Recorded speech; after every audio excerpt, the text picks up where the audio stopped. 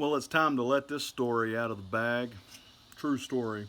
Can be verified by the Alvin police very easily.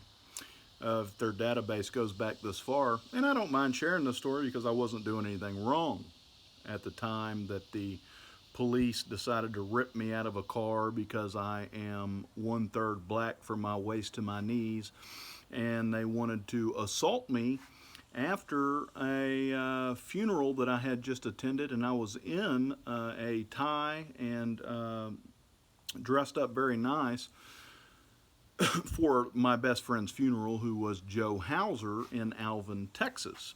This is a true story, by the way. And the Deep State made sure that the copy of the video that I got from the district attorney, yeah, I remember all of this. This is part of the super duper. I'm going to really explain all of this thoroughly. But the DA that gave me the tape that I'm about to talk about, and I got to share this now while it's on my mind, gave it to me. And then a lawyer hit me up out of the blue one time. And the NSA has all this metadata because that's part of the Conquering Corruption program that I'm on of the Deep State. Because if you spin Deep State around backwards, it's ET at speed, which has proven to ram ET's dick way up into your buttholes. Amazingly.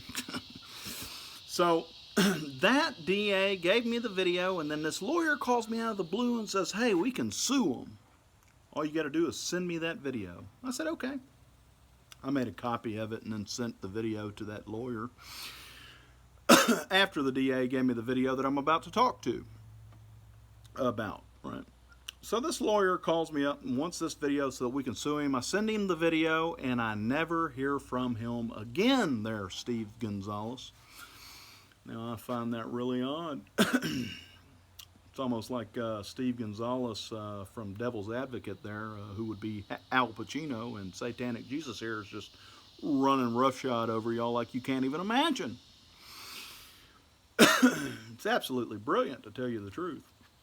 Now, the story is I was going to my best friend's funeral. I'd already been there. It was after the funeral. I was dressed up very nice in a suit and tie, and I was in the back of a car.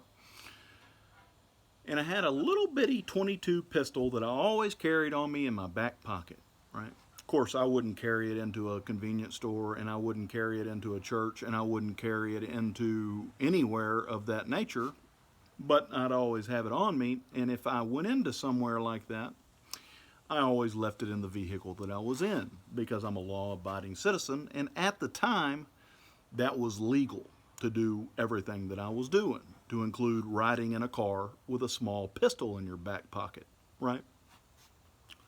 Well, as my 1/3 black that I am, because my great-great-grandpa was black, I was in a parking lot with a friend of mine. I was in the back seat, and I had been drinking. Don't get me wrong, I'm not going to lie about anything. I'd only been drinking, and I wasn't even that intoxicated, okay? Literally, all right? So this cop just turns his lights on and stops us in the middle of the parking lot for no fucking reason. We have no idea what's going on. It's like, what the hell is he pulling us over for? I'm in the back seat, and the door flies open, and it's Officer Schwinfag. We call him Schwinfag. In high school, his name was Officer Schwanback, and that's another story where I can talk about the time that we rioted at the high school because they were trying to enforce dress code, and we all just went apeshit crazy and threw trash cans through the windows. And then Officer Schwinfag was running across to catch us, and my buddy Daniel threw a stick through his spokes, and he did an endo. No, that was funny. I'm not gonna lie. That's probably the funniest shit I've ever seen in my life. So, let me compose myself here. This cop had a problem with me to start out with, right? He realizes it's me in the back seat. He rips me out of the car because I was standing next to his bicycle when he did the endo and pointing at him going, during those riots at the high school. So we never really got off on the right foot.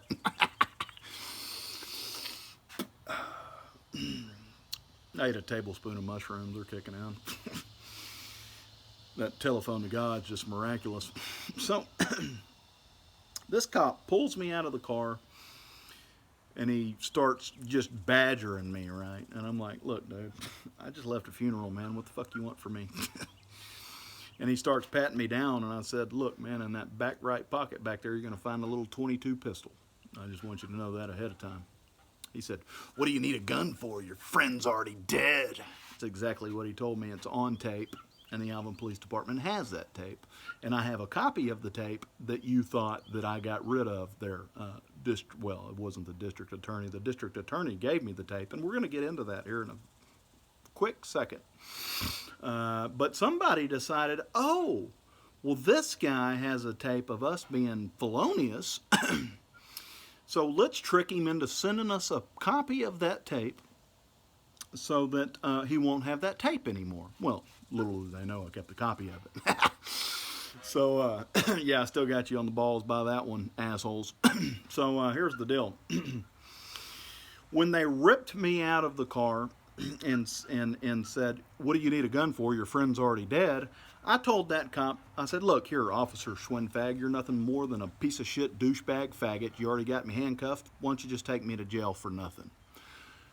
And as they were taking me to jail, on my way to the police car, this is all on tape, the other police officer decided to tase me for no fucking reason, right? Because I'm handcuffed. Why would you tase a man who's already handcuffed?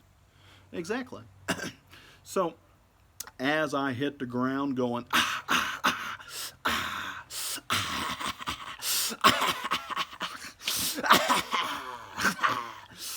in that tape, the very first words that came out of my mouth are, I'm going to get that tape. And that's when those cops realized they were screwed. And those ambulance that showed up arrived while I'm laying on the ground. And I said, you don't need that ambulance. He said, no, we need them to check your blood pressure. I said, you don't need to check my blood pressure because I can tell you exactly what it is right now. And this is all on tape. And you can verify this because it's the God's honest truth. And there's a tape of it. And I got the tape.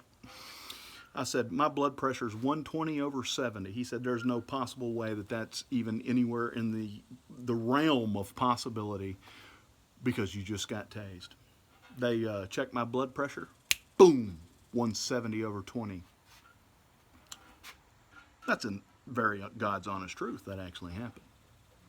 And as I was put into the back of that cop car, I told those two police officers, I'm going to get that fucking tape. Guess what happened?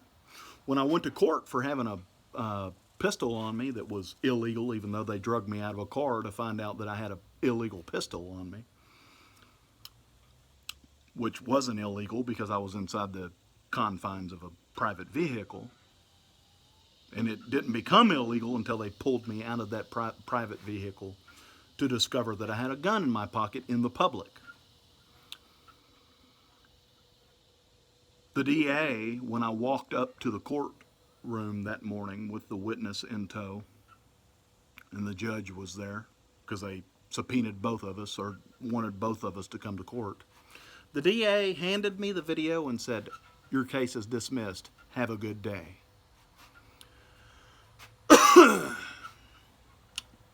Take a polygraph to that too.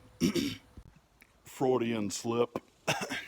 120/70 is what my blood pressure was.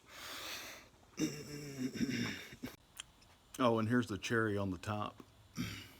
I've got friends who can testify to the fact that Officer Schwinbach, who is a Alvin Police Department police officer somehow, because he was promoted from the Alvin High School Police Department to the Alvin Police Department.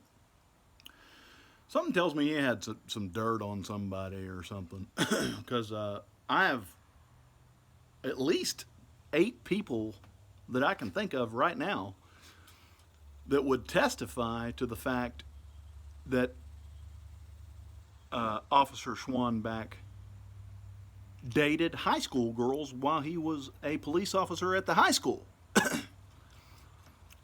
Yeah, there's your deep state in action right there, you fucking pieces of shit. You're all about to get beheaded. Which means I shaved my butthole. Let me explain the scary part to some of these folks who are watching this video as we speak. Doesn't realize is they're assuming that I was acting like an idiot and very irate when I told Officer Schwinfag, that's his name, you're a piece of shit loser and you're a fucking idiot. Basically, exactly what I said to him, just like that. You can check the video there, but I'm not paraphrasing here. It was right along those lines. Very calmly told him that after I was handcuffed and then subsequently tased. And my blood pressure was still 120/70. Now that's something a whole lot of you fucking losers should take into account. According to my heads-up display, it was Hillary Clinton and crew who ended up with what they thought was the only copy of what was given to me by the district attorney. So that later I could explain to them I still have a copy. And I'm going to put a link down in the description of a movie that I wrote recently. I actually wrote the script to this entire movie. And what you'll want to do is watch that movie, and it'll explain how I conned all of these cons. I find that odd, to tell you the truth. All of that'll make a whole lot more sense to everybody who isn't getting my emails when I post those emails in the near future. You want to really, what's today's date? Really just scrutinize the emails in today's date, that little frame there. You'd really want to scrutinize those emails to get an idea of what exactly I'm talking about here.